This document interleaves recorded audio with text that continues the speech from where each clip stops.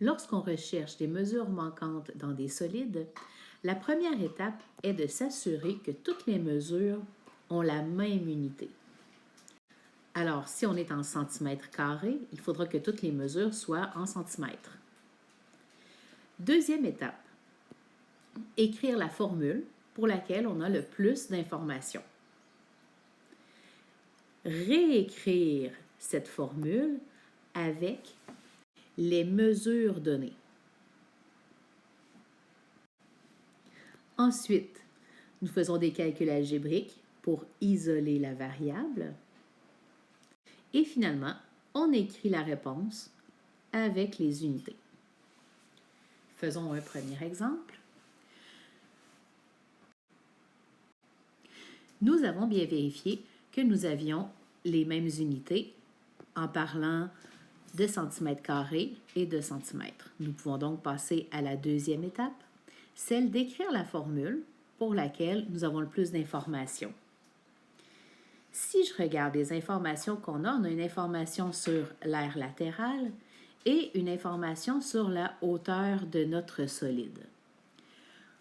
La formule pour laquelle on a le plus d'informations, c'est donc la formule de l'aire latérale du prisme à base carrée. Cette formule est égale au périmètre de la base fois la hauteur du solide. Ensuite, nous écrivons la formule avec les mesures données. Nous savons que l'aire latérale est de 364. Nous ne connaissons pas le périmètre de la base, mais nous savons que l'aire du solide est de 14 cm. La troisième étape est donc faite. Si on veut faire des calculs algébriques pour isoler la variable qui se trouve à être le périmètre de la base, nous devrons faire comme premier calcul une division par 14 des deux côtés du mur.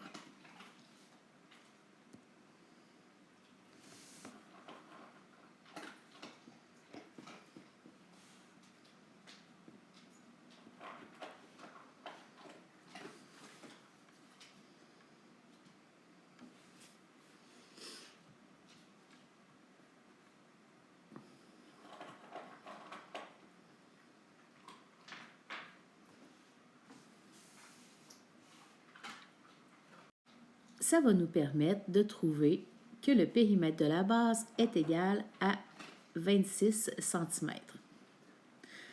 Retournons à la question. La question ici, quelle est la mesure d'un côté? Alors, si on sait qu'on parle d'un prisme à base carrée et que son périmètre est de 26, on pourrait se fier au fait que la formule du périmètre de la base d'un carré est 4 fois la mesure d'un côté.